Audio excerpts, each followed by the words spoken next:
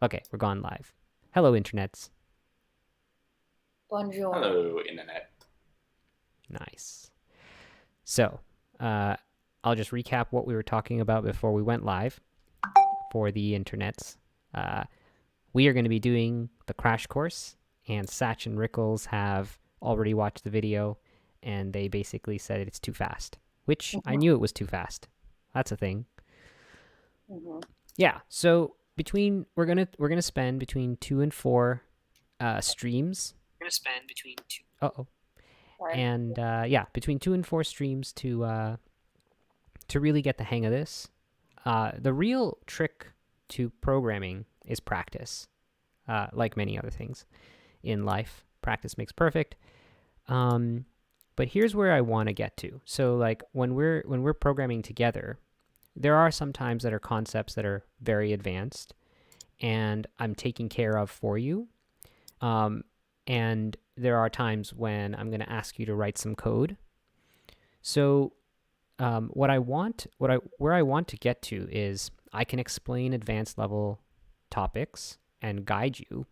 And then when I ask you to write some code, after I've explained what we're doing, I want you guys to have the tools necessary to do the task once I've set it up for you, for you to be able to do the task in front of you without too much hand holding. So that's where I want to get to.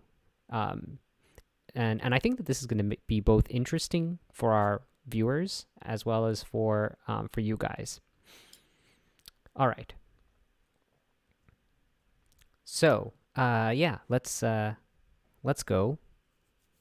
So I had you guys install Quokka a little whiles ago. I thought that would be a good idea to do things, but it may not be. So we're gonna try a few things. The first thing I want to do though is install. So we need to create a new. So if you guys have your VS Code open, create a new file called main.js and save that somewhere. And if you want, you can share your screen, and I'll walk you through that.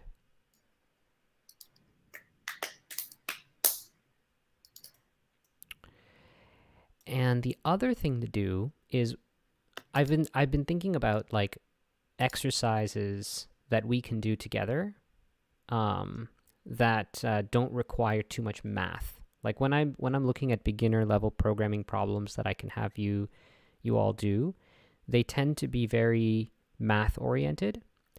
And the reason why that is because it's hard to actually come up with interesting problems that aren't some sort of math problem, like something that's both beginner friendly and so on. But I've discovered that if we focus on problems that are word related, things like, are two words an anagram of one another, or, like problems that involve dictionaries, basically, like word dictionaries, we can often have a lot of interesting beginner problems that are not that are not mathy. And so we can avoid the whole needing to remember all your math from whenever. All right. So yeah, share your screen and let's create a new JavaScript file. And I sent you a link in Coding with Shad, which is our dictionary.csv. I want you to download that file and put it next to your main.js. Ooh. I thought of what did you just call it? An anagram. Options and potions. Wait, no. That's missing an O. You could write potions from the word options. Mm-hmm. That's a good one. Mm-hmm. How do we download this thingy? So if you click on it in your browser, it should open up a page that kind of looks like this.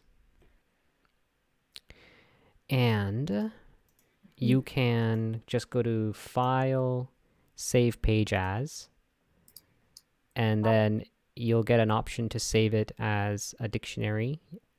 Just save it dictionary.csv is fine. You can save it next to,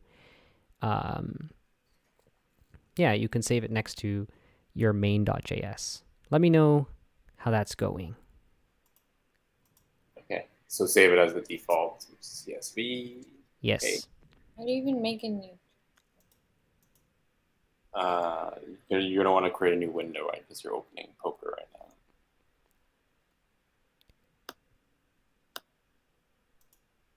Yeah, so you're going to go File, New Window. And then here's your new window. And then in your new window, you'll say like File, New File. This is going to be your main, so you can save it. And then you need a folder for it. So you can go to your workspace directory. And then in here, create a new folder and call it JS tutorial. And inside that folder, you can save your new JavaScript file as main.js. And once you've gotten here, you can click on this little guy over here. You have not opened a folder yet. So you can just click Open Folder. And this folder that you just created is the one to use. So you just click Open. And so there's your main.js. And then you will download your CSV file. And then here it is, dictionary.csv. You just grab that dude and move him into the same folder here. So that'll copy it actually. And that's what you want. Once you're there, you'll have main.js and dictionary.csv. So I already did that. I'm going to use this other window, which already has everything set up. Yeah, let me know when you get there. How you doing? Did you get there, Rickles? Yeah, ready. I used the learn folder name. Okay, learn sounds good. How about you, Satch? How do you put it into a folder? It's already in. Oh, you have to save it. Oh.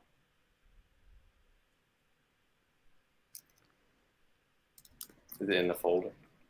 Put it in the folder. Folder. Create a folder. Yeah, how do I create a folder? You have to do it like the saved file in the folder that you create. You know how to create folders on Mac? Oh, you have to create it on Mac? Yeah. Mm-hmm. This is the device you're working on.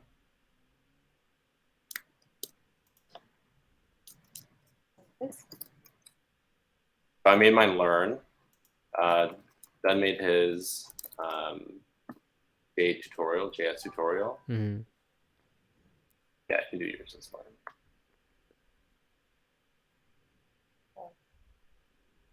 Ooh. No. So you just imported your entire downloads folder.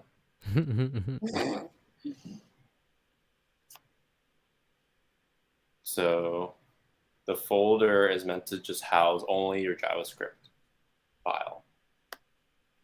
So, you know, in Windows, when you have a folder like downloads, like kind of like this, except it only has one file, not everything there.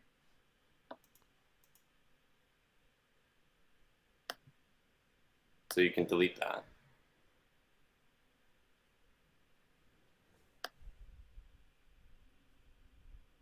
Minus. Does that do anything?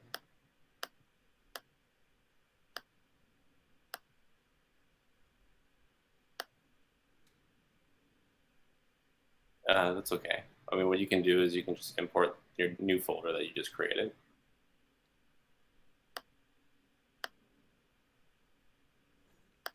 I'll be able to help more if I could see what you're doing there, Satch. Okay.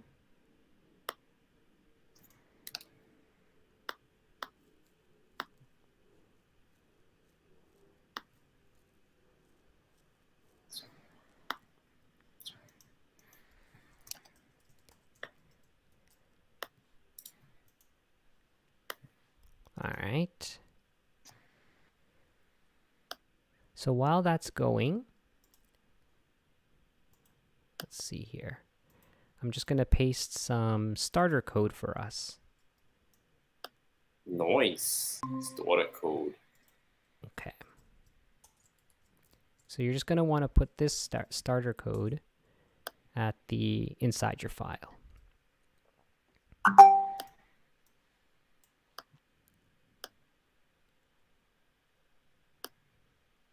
Okay, great. So you got your folder open. So now you just say File, New File, and do Command S to save. And then just call it main.js. All lowercase. All right.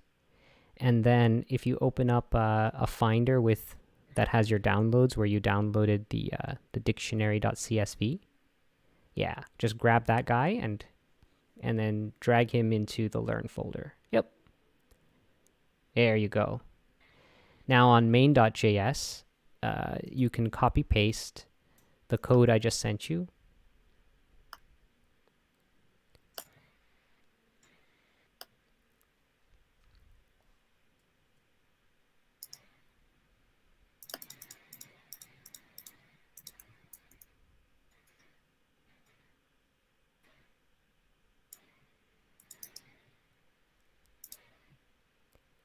Yeah, paste it there.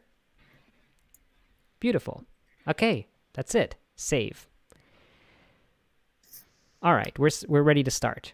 Okay, if you want, you can stop sharing again, Satch. You're all set. Okay, so we're now at our starting spot, and the starting spot is basically just a little bit of code to load the dictionary, and we're going to use it later. We're not using it now. Okay, this is for later. You can just leave that code at the top and pretend it doesn't exist. The only line that I want to talk about quickly is line 1.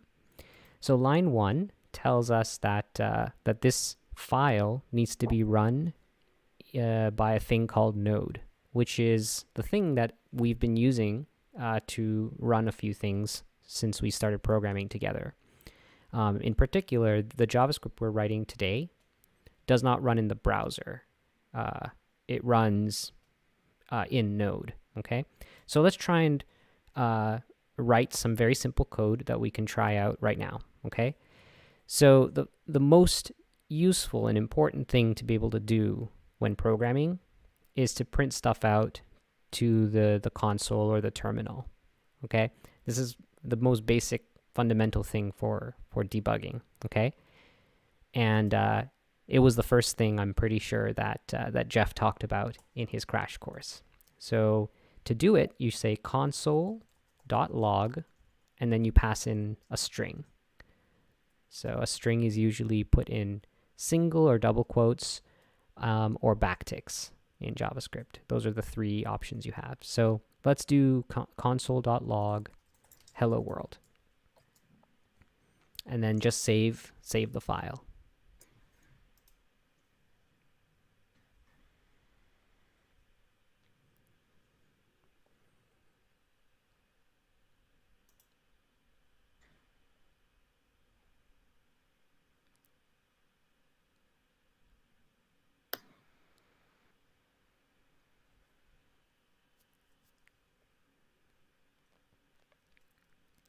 So far, so good? Nice. Yeah. Okay. Right. So now, to see if this thing worked, let's go down into our terminal. If you don't see a terminal, just do Command-Shift-P and then type in focus terminal so that it says, and pick terminal there, terminal, focus terminal. And once you have a terminal, it should be something like something learn. That's what it sounds like you guys picked as your folder name. Hmm. And we have one little step we have to do before we can run the code. You only have to do this ever just once. Type chmod space plus x space main.js. I'll paste you I'll paste it to you as well. But it's just chmod space plus x space the file name. And what that does is, for us Linux or Mac users, it marks the file as executable. On Windows, you wouldn't have to do it. You'd have to type something slightly different. All right. So far, so good? Mm-hmm. Okay, now let's run the file. So do ./main.js.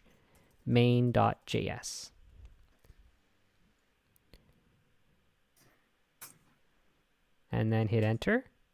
Ooh, And if it worked, you should see hello world. it works for me. Nice. Okay, so we just wrote our first little bit of code that prints something out to hello world. Okay? Beautiful. Memorize this? Hmm? Do you have to memorize this? You will eventually get used to it. You don't have to memorize it right now. But in Mac and Linux, when you're running anything from the command line, / the file name or the full path, and the file name will execute it. But don't worry. I'm now going to show you a cool shortcut to run this. So the reason why I had you install Quokka is that rather than go down here and run the code every time, you can do Command-Shift-P and type in Quokka, and there is an option there that says Start on Current File.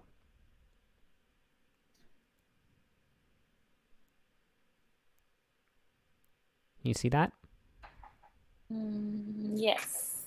Okay, so if you push enter on Start on Current File, you'll see some stuff happen. But the most interesting thing is that we now have these little green boxes in the editor. And then it says console log hello world, and then it has in blue hello world to the right. Do you see that? Yeah. Okay. Cool. So what we've done is we've managed to, this tool, Quokka, allows us to sort of, without having to go to a terminal to run the code and see the output, we can see what each line of code is doing and what the output of that code is. So on that computer, if you're on the Linux machine, it's going to be Control-Shift-P. Yes, I did know that. Oh, nice. Did do it. I believe you. What was it? Start on current file? Yes.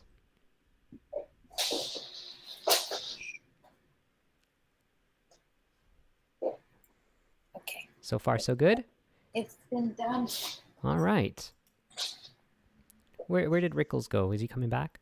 Yeah, you have to get juice. Okay. Okay. All right. So that's our first thing we've learned to do. Console.log, and we can print stuff out. Okay? So our first exercise is going to be console.log something else. Have it print out, like, go write another line below this hello world that just prints out your name, or hello your name.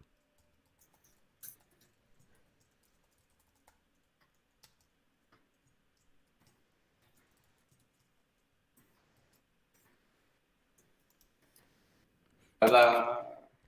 Did it work? Yeah, I put down hi Rick. Nice.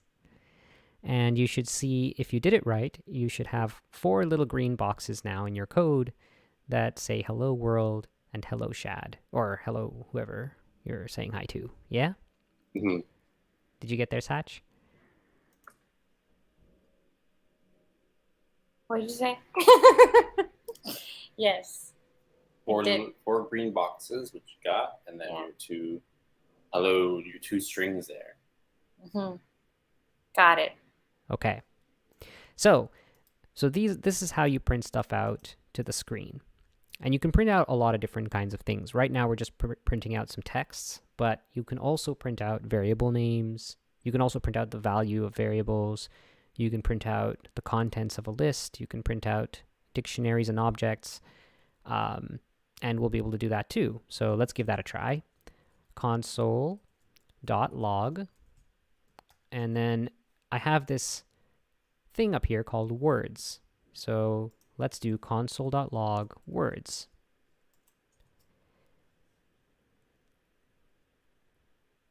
And if you do that, you should see a bunch of words get printed out. And to see it work, you can also go to your terminal and do the same thing we did at the beginning. You can run main.js. And if you run main.js, it will execute, and then it will tell you 172,720 more items, because this is a pretty extensive, it's a pretty extensive dictionary. So it didn't print everything. It just printed the first few and then stopped. It went to AN. Nice. All right. Anamnesis. Mm. What does that mean? So far so good? Any questions? No questions. All right, that's great. Okay, so this is printing. So I'm just going to put a printing to the console. Okay. So what is this that I just did here? I know it. No, wait. It's is it one of those rules or a to-do list or something like that? It's a comment. Yes, and you can use them for making to-do lists. You can do to-do and then do something. I mean, there's nothing special about a to-do. It's just a comment with the word to-do at the beginning, which for some reason has become a very common thing in code. You just write things like this, and there's extensions you can install that search for comments that look like this. But the trick here is that you can make a comment, and the comment is not executable. It just lets you, say something about what the code is doing. So you can say, this prints out hello world, right? And this prints out all the words in the dictionary. Yeah? So that's how you write a comment. It's very useful, it's important to understand these common things. And there's two ways to write a comment. This one here is known as a single line comment, and there are multi-line comments. So multi-line comments look like this. They start with a /*, and then you can write whatever you want. We can write this is a multi-line comment. And so that's pretty common. You'll often see these formatted like this, though. It's like close. Like that. This is the common formatting of a multi-line comment for some reason. But they don't have to be. You can just write one like this. And it doesn't have to be on the next line. This is the minimal form of a multi-line comment. So this is the starting of the comment, and this is the ending. And anything you put afterwards is going to start, it's going to try and execute. Make sense?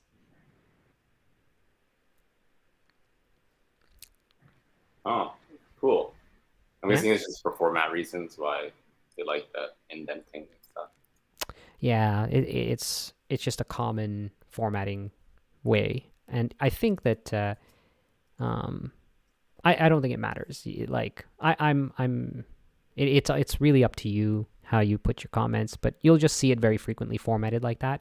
What I'm trying to point out is not the commonness of the formatting, but the fact that other way of formatting it is not required. That's just someone's preference. Yeah? Okay, so we've covered printing to the console, and we've covered comments, the most basic stuff. The next thing that I want to talk about is called primitives. So we've talked now about comments. I know what primitives are. You do? What's a primitive? Okay, I don't know what they are, but I know that a null is a primitive Yes? and a Boolean is primitive. Yes. I didn't write down the other ones. Oh, no, this is good. Nice. Okay. All right. So tell me, what is a Boolean? A true or false statement, right? Or Almost. something that can be true or false. Yes. So let's take one little step back, and I'll describe a primitive. So a primitive is the smallest types of values, typically that a language supports. Okay. All the things you said, Satch, are correct. Statements, though, to be clear, a statement is a slightly more complex thing. Statements can be evaluated, and then when they get evaluated, you get a value on the output, and the value that it evaluates to can be a primitive. So let's take a look at an example of a primitive. So you mentioned a Boolean. I like Boolean values. So let's say const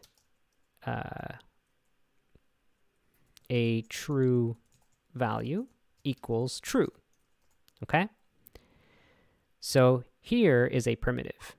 This true is a primitive, and this a true value is just the name we've given to this particular value. Okay?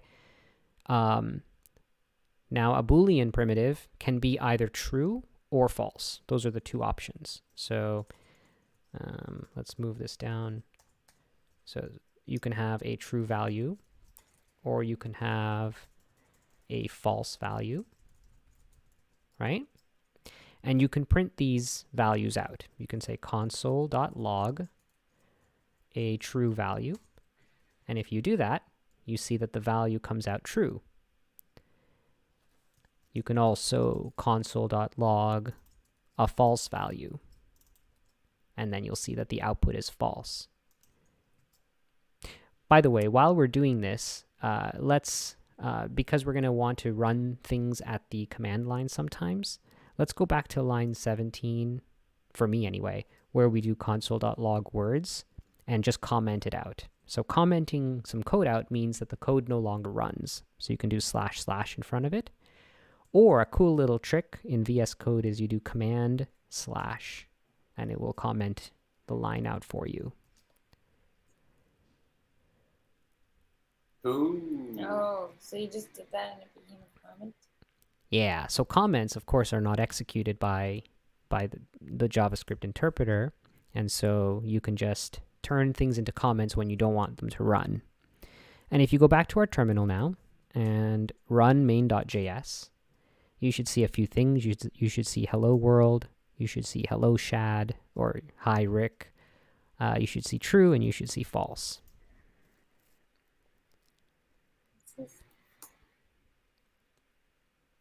Oh, so if you go, here where the words is, because I think the thing is it's processing a lot to get all those words out.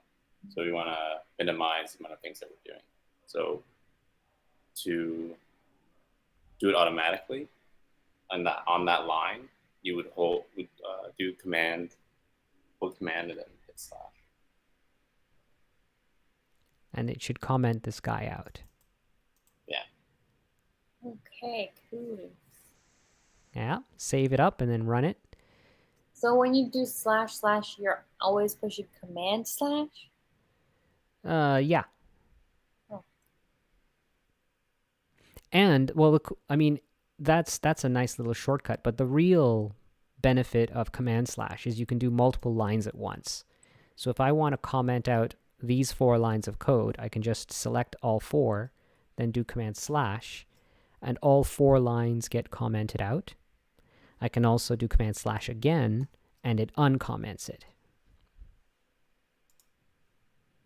Whoa. Oh my god. All right. Okay, so that's Booleans. The next thing that we're going to look at, the next primitive we're going to look at is what do you think? So you had a couple ideas there for primitives. You mentioned null. I do want to talk about that, but I want to talk about that last. Any more primitives you can think of? I forgot them all. Okay. The next one is a number. Number. Yeah. So you can have a number such as meaning of life is equal to 42. You can have pi to 6 decimals equals 3.14159. Now, an interesting thing in JavaScript, numbers that are integers and numbers that are not integers happen to be the same number type. This is actually super uncommon. Usually, most languages will have an integer type and a separate decimal type. For whatever reason, JavaScript has a single type for number. Okay, the next primitive worth talking about are... For the pi thing, will you type that number out? I just typed it out, yeah. D14. I can do more. I can do more decimals. 3.1415926535897. I think that's the most I know. That's how much I know too. I memorized more of them though a long time ago. I don't remember. I was in the before time. In the before time. Okay. 9-3. 9-3. 9-3 after yours. All right. 2, 3, 5, 8, 9, 7, 9, 3. I wonder if I'm wrong about that. It doesn't matter. It's not. Let's move on. Okay. just be over it. All right. We've already seen another primitive. Can you think of? Can you see it in our code? We have some. We have the next primitive. Is in the numbers. It's these strings. It's a string. Yeah. Oh, A bloody string. So a string is basically there's a number of different kinds of string. There is double quoted. A double quoted string looks like this. Hello world. There are single quoted. Single quoted. And that's just done with these single quotes like this. Hello world. Yeah. They work too. Now the thing is I'm running Prettier in my editor. And so Prettier is going to change my single quotes to double quotes. So it's hard to keep them around. But there is sort of a hacky way. What you can do, so the reason why it's useful to have different kinds of quotes is sometimes you want to put another kind of quote inside of the string. And so to distinguish between the end of a quote and just a quote that's supposed to be inside, it's useful to have different kinds. So for example, if I was using double quotes, it's useful for when I have a single quote inside the string. So I might say something like Shad's dog, right? So I have this single quote here. If I had single quotes on the outside, it becomes a slight problem because now it thinks that the string ends here, and then it doesn't know what to do with the rest of this. See? Does that make sense? Yes. Yeah, it's closing it prematurely. So there's of course a way to get around it. You don't need to use double quotes. You don't need to use a single quote inside the double quote. You can escape a quote by putting a backslash here, and that tells it, oh, this quote should be part of the string. But this is kind of hard to read sometimes, and so you might so it's just kind of nice put double quotes around it instead. Now it reads a little better. And then the usefulness of single quotes is for the opposite, right? You can say, Sachi said, hi. See? And so now I can have double quotes inside of my string. But the same thing works. If I had double quotes, I could escape my double quotes. Oh. When do you choose single versus double? Did you like say this? Don't worry about it. Just use whatever. Prettier will always change it to double quotes on you anyway, so it doesn't matter. Yeah, it made my box red. Wait a sec. That means you have an error somewhere. Oh, I did that myself. Okay. You also need the semicolon. Colon. All right. Last but not least, we have backtick quotes. So this one is the most interesting. So it's called interpolated strings, or let's just call it backticks, whatever. Backtick quoted. So backtick is the one next to the number 1 on the keyboard. So you do backtick. Oh, yeah. And this is yet another string. Another string. The interesting thing about this string, well, there's 2 interesting things about this string. These ones can span multiple lines.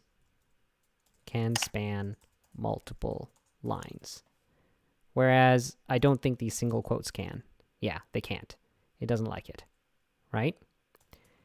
So these backtick strings can go across a few lines. That's one interesting thing.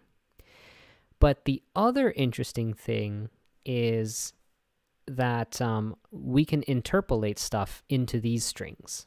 So I can go here, can span multiple lines, but I can also do this thing where I say $, and then brackets, these round brackets. These not brown, the squiggly brackets, the squiggly brackets. And I can put expressions into here. So let's say I want to put one of these previous variables that I made. Which one do you want me to use, Satch? I don't know. Pick one at random. I don't know. I wasn't. Pick anyone. Any string that he did listed before. Okay. True value. Okay. Or any constant. True value. Okay. So if I do that, and then I run and then we run our script again, main.js. It does nothing because I need to do console.log our backtick quoted string. And check it out. Another string can span multiple lines true. So true came out because we put a true value here. So this is the sort of advantage of backticks. It's very easy to take other variables and put them into existing strings.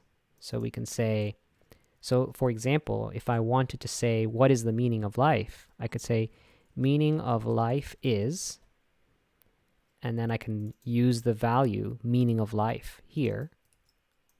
And check it out. Now it says meaning of life is 42 from the backtick quoted. Oh. Okay. This is easier ticks. Oh, you have to use this. Hey, Mitt. Oh, that thingy. This is what a backtick is. So Mitt's watching us now. That's cool. Mitt, time to learn about many things. Hi, Mitt. Don't scare him away. So they're both backticks, the first and the last one. Yes. Yeah. Whatever string you're using, you open and close with the same one. So you open with double quotes and you close with double quotes. You open with single quotes and you close with single quotes. You open with a backtick and you close with a backtick. Interesting. Why did you put the meaning of life curly braces again? So the curly braces, so this is what allows us to interpolate. By putting these curly braces, we're saying don't just print $, curly brace, meaning of life. Instead, whatever is inside these curly braces, go and evaluate this bit of code here as JavaScript. So for example, I could say 2 plus 2. And now it says the meaning of life is 4. It doesn't say the meaning of life is 2 plus 2. Does that make sense? It's evaluating this bit of the expression and giving you back the result in the string. Understand. Yeah. Cool. Really cool. All right. The last thing, very quickly, that we want to talk about are the missing values. And you mentioned one of them was, yeah, you mentioned a null value. Yeah. Those guys. And so there's a null value and there's also an undefined value. Why is your title missing? I mean, called missing. Oh, because null and undefined are forms of things that are values. Not there. Yeah. So there's a distinction. Undefined is the value that things will have if you don't define them. And null is a value that you will have if you specifically try to assign null to something. I don't know why JavaScript has both. Most languages actually do not have two different missing values. JavaScript, for whatever reason, happens to have both. Let me show you an example of what I'm talking about. Let's say I were to say const a. All right, it doesn't let me do that. Let's say let a. Okay, so there's a. If I do console.log a, it says a is undefined. So the value of a, because I didn't give it anything, has the value undefined. But I can set a equal to null, and now it will have the value null. So the only thing to take away from here, though, is that when you don't assign something to a value, to a variable, it's going to be undefined. When you do assign, if you want to assign a missing value to a variable, you should use null, probably. So null is a defined thing that is null. So is undefined. You can it doesn't exactly make a lot of sense. Well, why would you ever use such things? There's lots of reasons. But don't worry about it. Just understand what I'm telling you, and we'll move on. We'll get to those eventually. It's like the invisible number. I still don't understand. It's like the what? Is it I for invisible? No, imaginary. Imaginary. See, I didn't even know what it meant. What it stood for. Imaginary. Yeah. Well, the name imaginary is really weird. It doesn't need to be an Okay, we're not talking about math now. Okay. All right. Variables. So we've already sort of seen me using a bunch of variables. Every time you see me say const something, that's a kind of variable. Well, I guess it's not a variable. It's a constant. It doesn't change. But there's in JavaScript, there are 3 different kinds. Yet one more than most other languages have. But here they are. You can say var x. Let's say var. So var is the old way of doing things. So I'm going to say old style variable. And then you can assign it to whatever. An old style variable. Okay? And then there's let. Let is the new way of doing things. So new style variable equals a new style variable. And you've seen the last one, const, a constant. Okay, let's talk about what they are, what the differences are. First off, var, just don't use it. There's no good reason. Use let or const. Var is the old way of doing things. Unless you're trying to support like Java, like browsers from the 1990s, you don't need this. Use let and const. Okay, so you can just we'll just put a comment here. Don't bother with this. Okay, it causes problems by using var. and the complications are too complex for me to go over in an absolute beginner lesson. So just take it for granted that I'm only teaching you useful, important things. Mm-hmm. Now, the difference between a let and a const is that you can change the value of a let. You cannot change the value of a const. So if I were to say new style variable equals a different value, JavaScript has no problem with this, right? All my little boxes over here are green. New style variable, I changed it from a new style variable to a different value, and it's totally fine with that. A constant, on the other hand, I'm not allowed to change. I'm not allowed to say a constant equals a different constant. Look what it says. Assignment to constant variable. Not allowed to change it. So you would want this. So that thing will always, you can change it throughout your project. Yes, you can change it to whatever you want, and a constant you can't. Okay. Now, there's a lot to unpack there, but long story short, use constants whenever you can. Years and years of experience has taught programmers that mutability is not great. We don't like things that can mutate, and the notion of changing a value is what mutation is. So we like to not mutate things. Now, we can't, unfortunately, always write code such that you never mutate it. And so we have states where we have the ability to make an actual variable. And variables are important. There are cases where they make sense, like counters, for example. But wherever possible, use a constant. Okay, so that's variables. All right, we're making good progress. We're about to get to the two most complex things.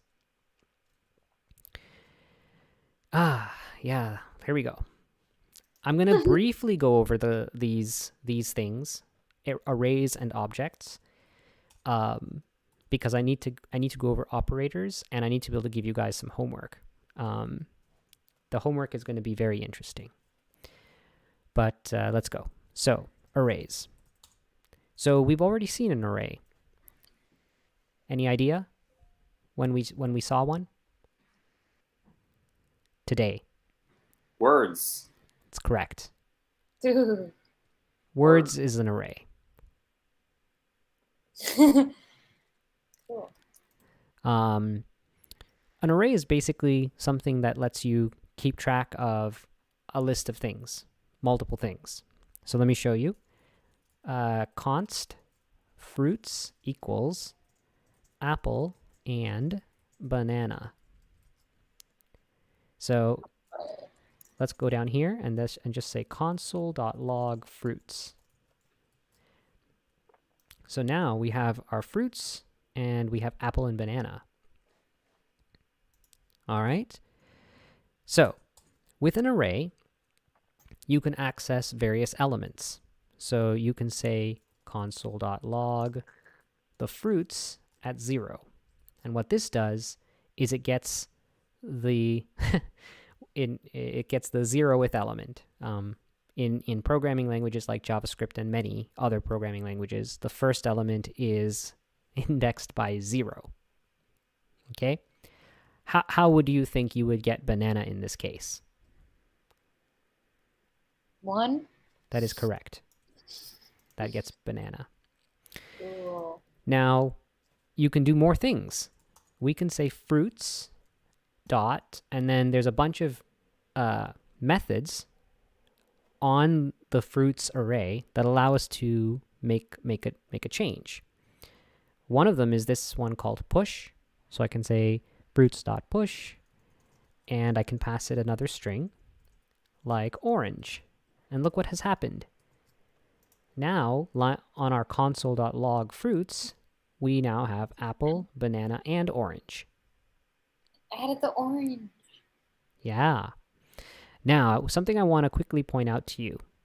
I told you originally that you can't change the value of something that is marked const. But here I'm obviously changing the value of fruits, right? Fruits has changed. Okay? So I don't want to go into too much detail about it, but when we say const, what we mean is that you can't take you can't take fruits and reassign it to something else. But the value of it, if the value is an array or an object, for whatever reason, that can change. You can change the value, but you can't change. You can't reassign it. Now, there's a lot of details there that are just terrible things to go over. And we don't need to go over it. But I just wanted to point out to you that this can happen. Okay, so that's an array. And there's all kinds of things you can do with this. You can also say things like fruits.find, and you can check to see if something is contained in the fruits array. So we can check to see if apple is there. Wait, no, not find. Sorry, find's the wrong thing. It should be fruits.includes. That's it. Includes apple. And if you console.log this, what do you think you'll get? Like, is that a printout thing of all? Oh, we already did that. Is it all the fruits? This will tell you whether or not apple is in fruits.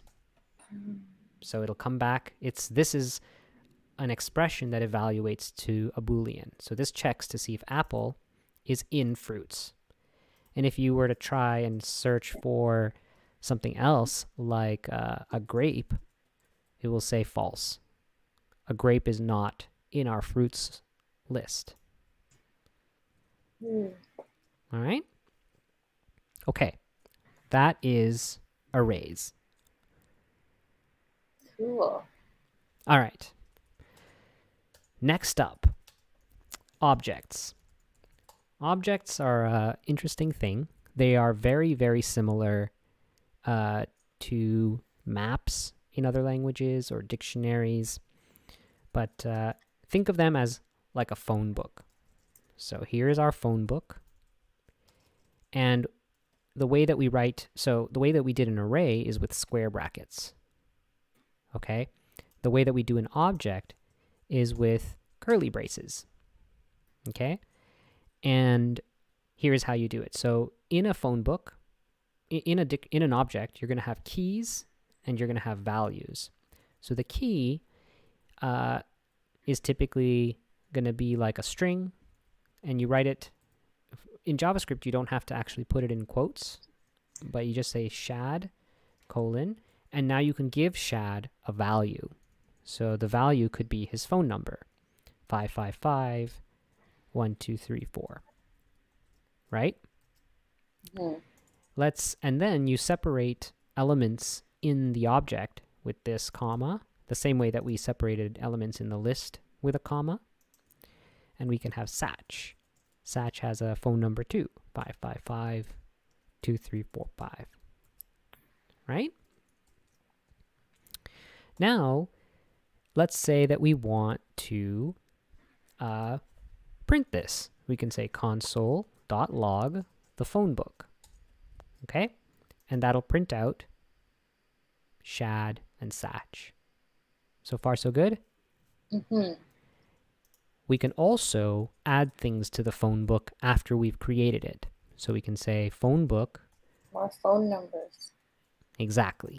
And we can say Rich has his own phone number, 555-8901. You wouldn't add it to the list that you originally made? Say again?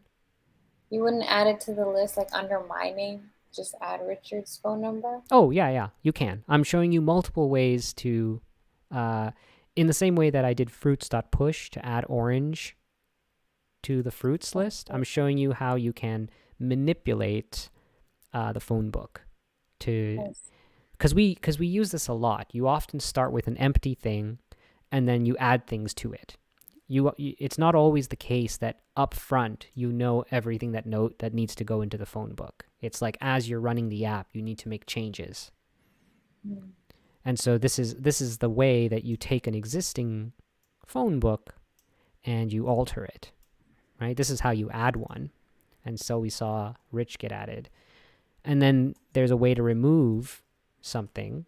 It's going to be something like phone book dot, I don't know what it is, dot, who knows?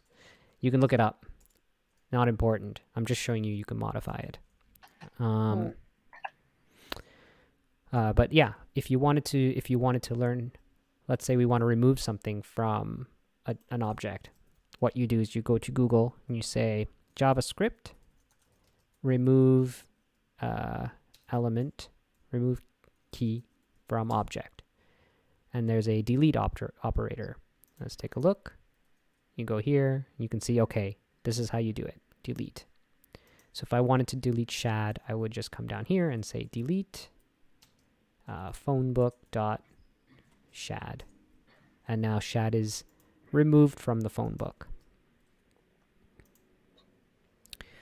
And there are similar ways to manipulate a list. The real trick here is understanding these little bits. Okay. Next up, let's do some math. Oh my God. Just basic math though.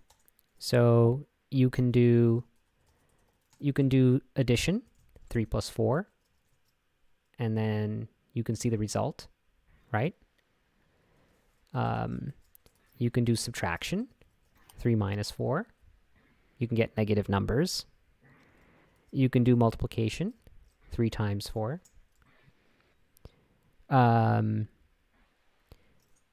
So on and so forth. All the math operators you can think of, they're there. So these are known as arithmetic operators. Okay?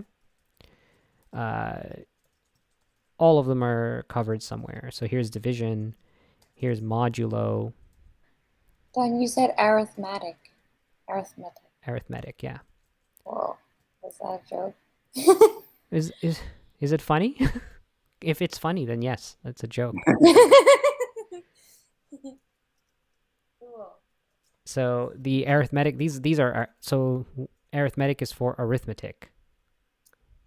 Oh, is that why? Oh, I see. Yeah, those are two different pronunciations of the same spelling to mean different things, right? The type of operator here is arithmetic operators, and they are for arithmetic. That's insane. Just as they're called arithmetic because they're, I don't know why. Actually, I don't know. It's just English. Okay. Next, logical. So there's these logical operators.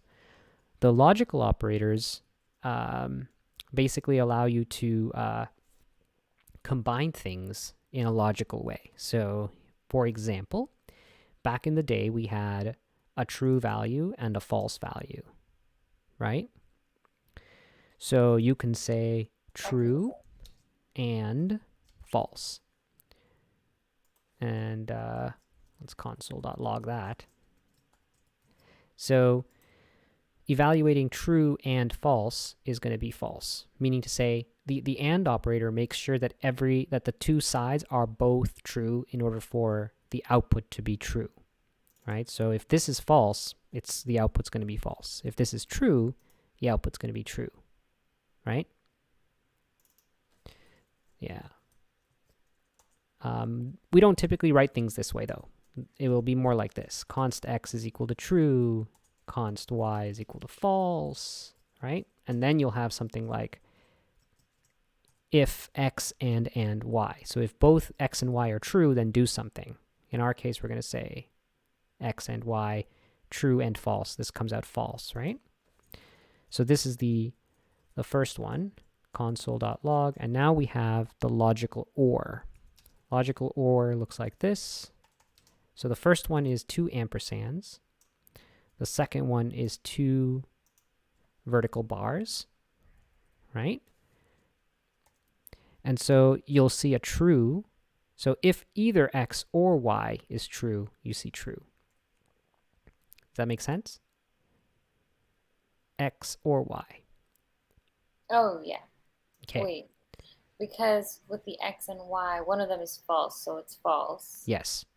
And because you have the option, one of them is true? Yeah, so think of it as like both x and y must be true in order to satisfy and, right? It's like if you say Shad and Niwako are going to go somewhere. Both Shad and Niwako have to go for that statement to be true, right? Yeah. This other one is Shad or Niwako will go somewhere. So if Shad goes or Niwako goes, then you have a true statement. But if both Shad and Niwako go, this is still true, right?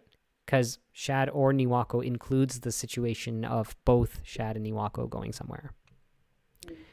But if neither Shad nor Niwako goes, then this becomes false, right? So if x was false here, now x or y is now false.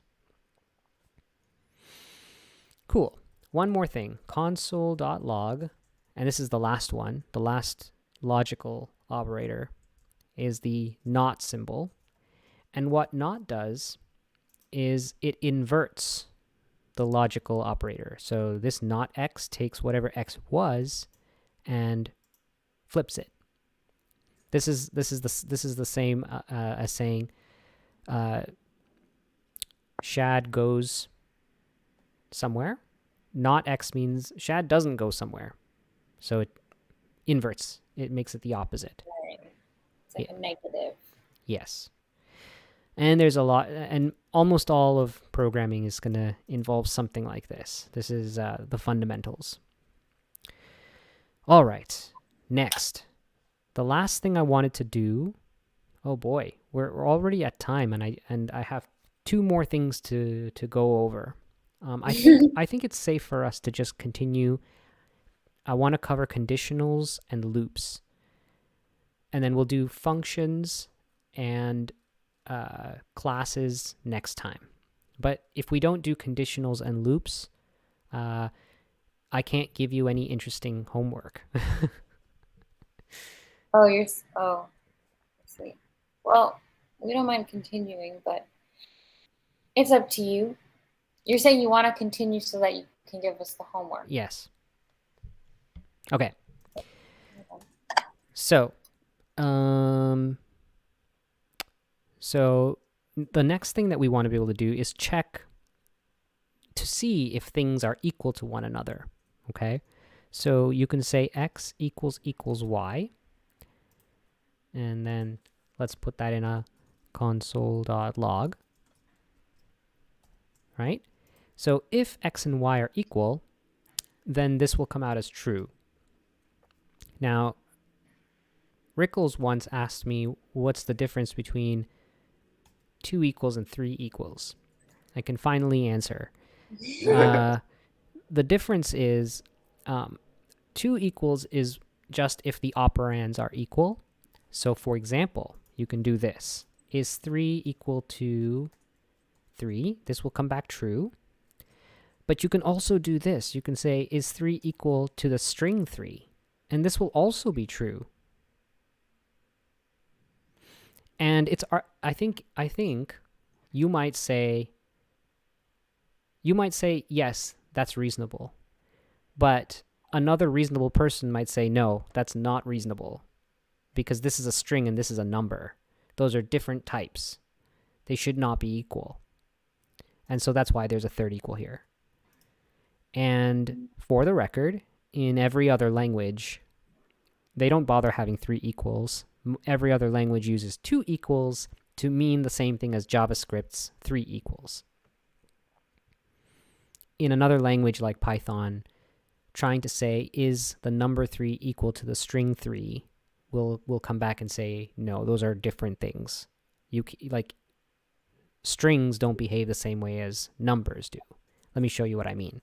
Console.log 3 plus 3. Oopsies. Console.log 3 plus 3, that's 6. But what if you add 2 strings together?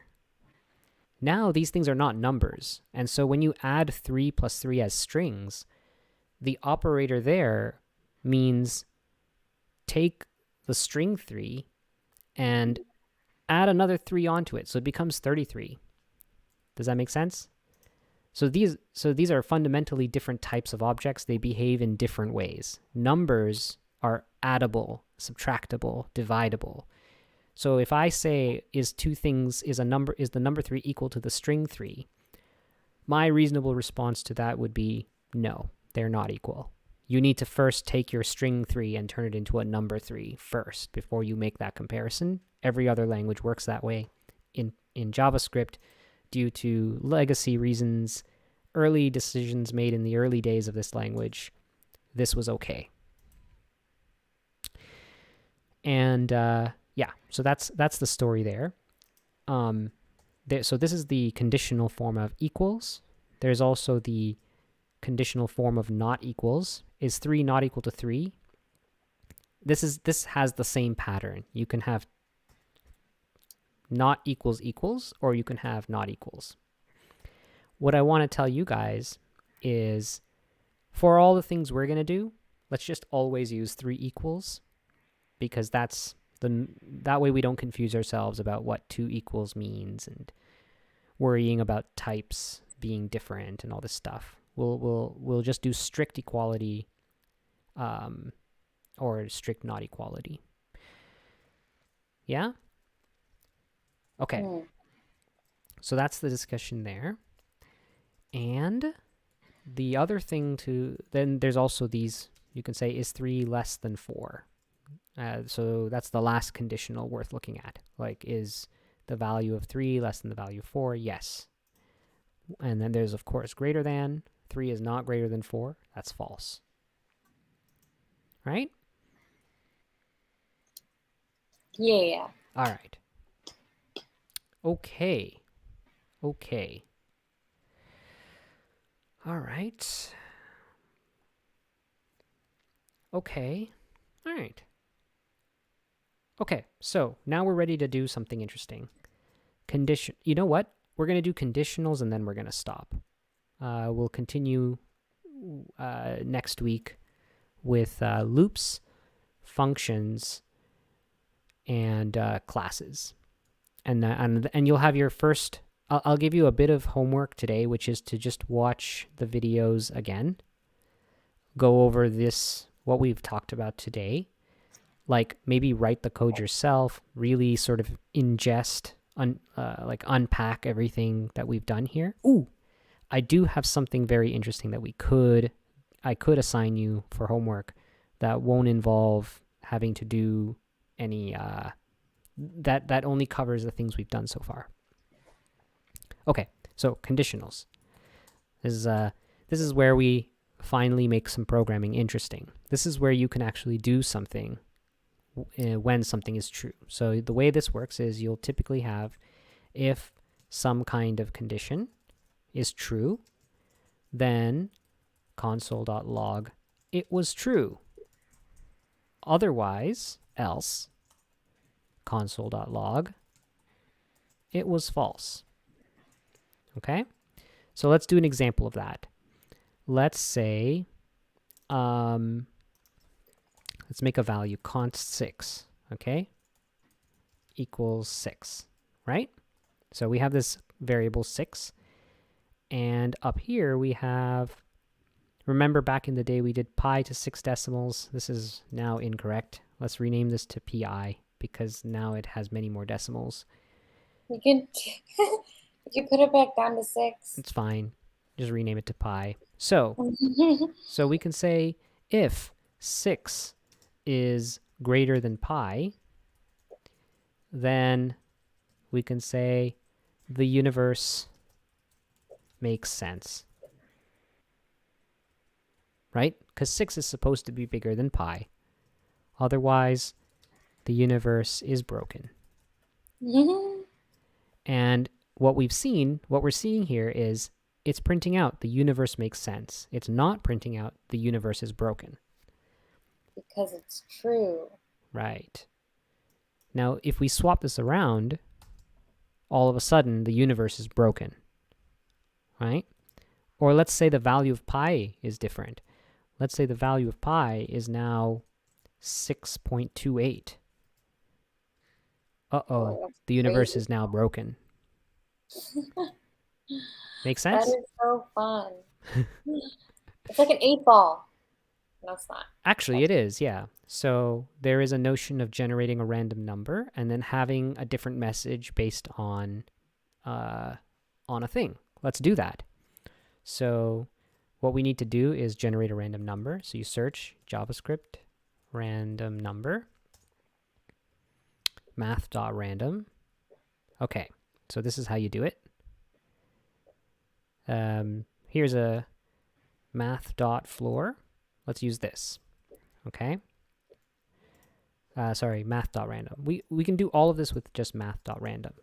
So we'll come down here, magic 8-ball. Bring you back up. So magic 8-ball, const random equals math.random. And then let's take a look at what it is. Okay.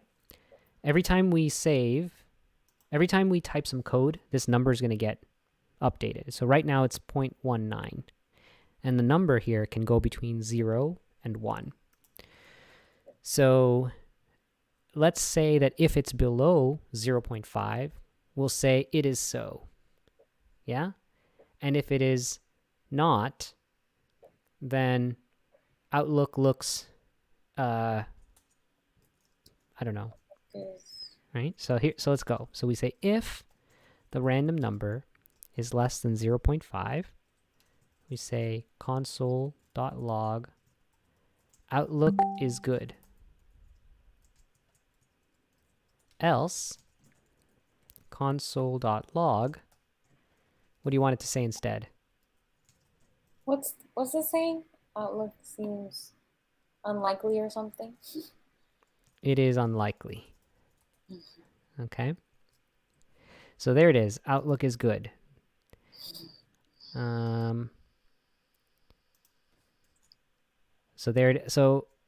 order to get the script to rerun, I just need to type a thing. The easiest way to do that is edit the comments. Okay, so there I added a space to the comment, and then the number got regenerated, 0.8. It is unlikely. Let's change the number again. Outlook is good. Add another space. Okay, Outlook is good again. It is unlikely. Outlook is good. How Now, are you making it random? Oh, this math.random just gives you a random number. Yeah, I did a Google search. And but like what are you clicking for it to? Oh, I'm just typing more text. Every time I type something, it reruns the entire script from the top. I see. Yeah, I mean, so it's always reloading a different thing. Yeah, so the other way to do it is just come down here and run the script. And here it's printing out everything that we've printed out, but at the end it says it is unlikely. And then I can run it again. Outlook is good. I can rerun it again. It is unlikely. Run it again. It is unlikely. Outlook is good. And you can actually have multiple messages here. So your conditionals don't have to just be if and else. You can have multiple. You can say if, and then there is a else if. And in the else if, you can have something else. So in this case here, let's do less than 0.3. Outlook is good.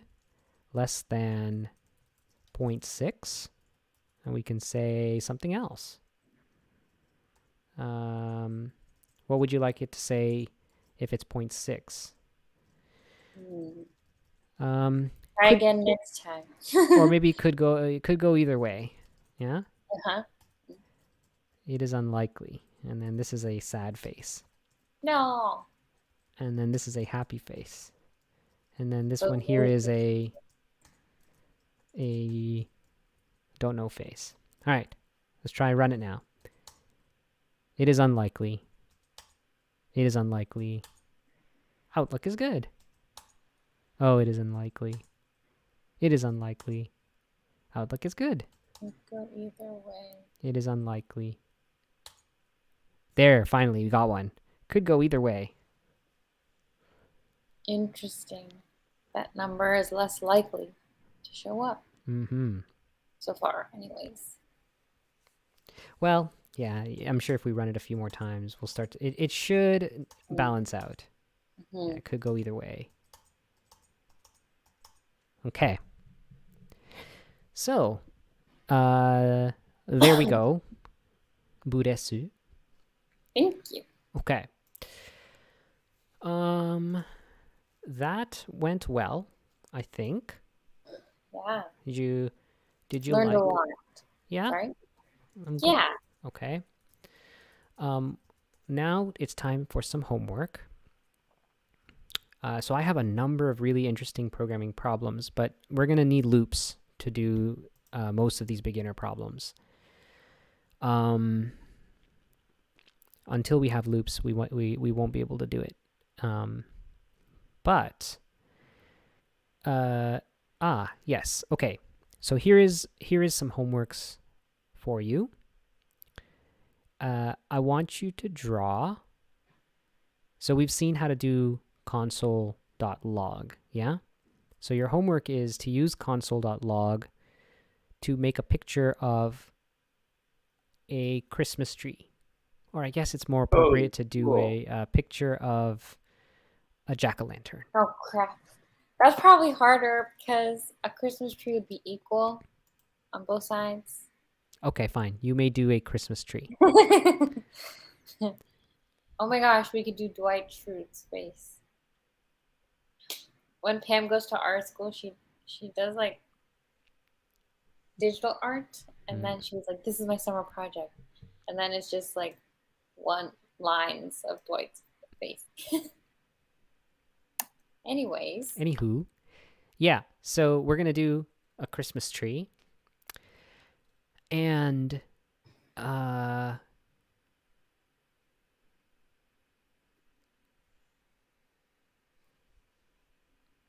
yeah, I think that's good. And then next time we'll do once you have loops, then a lot of things get unlocked. We'll be able to do things like draw like a banner with asterisks around it. So like given a set of strings, like center them inside of a banner and then print it out. Without for loops, that's hard to do. Because you need to be able to find the string that is longest so that you can figure out the banner size, and then you need to put the appropriate amount of spaces around the text in order to center it. So we'll get there next time. That's once we learn what loops are. Yes, well, you kind of know what loops are. You just haven't seen me use them for anything yet. Okay, so that's the homework. Print out a Christmas tree. Christmas. Christmas. And then next time, we're going to go over our loops, and I'm going to teach you guys functions. And after... Done. Yeah? Sorry, I interrupted you. Sorry. No. The video got 57 views on animating a deck of cards with 3JS.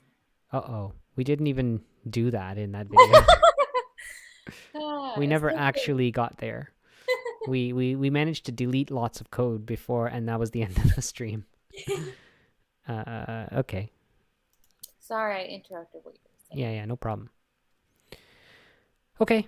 And then I have a bunch of interesting beginner problems. I've shared them with you in Google Keep, if you take a look. I recently I realized that since we're making eventually a poker game, some interesting, useful, beginner level things to do is to figure out what kind of hand you have. Like, is it a pair? Is it a three of a kind? Is it a two pair? Is it a flush, straight flush? Full house. Those things. And also to be able to compare them. Is one hand worth more than another hand? Those are all interesting functions, interesting beginner level problems we can focus on. That's actually very relevant to some of the things we're doing. And there's also some useful things like converting Fahrenheit to Celsius, miles to kilometers. Niwako pointed out that we can do some calendar problems. But we'll get to all of these next time. And then I'm going to introduce to you next time leet code, which is a cool thing. We can write our code in there's like these problems that the web there's on the web. You can just solve these problems using JavaScript on the web and get immediate feedback.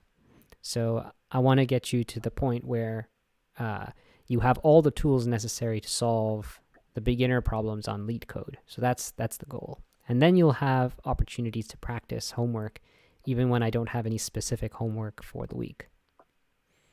Sound good? Ooh, yeah. So we're drawing this Christmas tree with asterisks? Yeah, or whatever characters you want.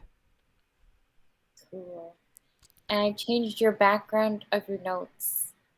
It has a pencil now so that we know it's serious. Nice. Thank you. All right, internets. Thanks for watching. Bye, Mom. Bye, Mitt.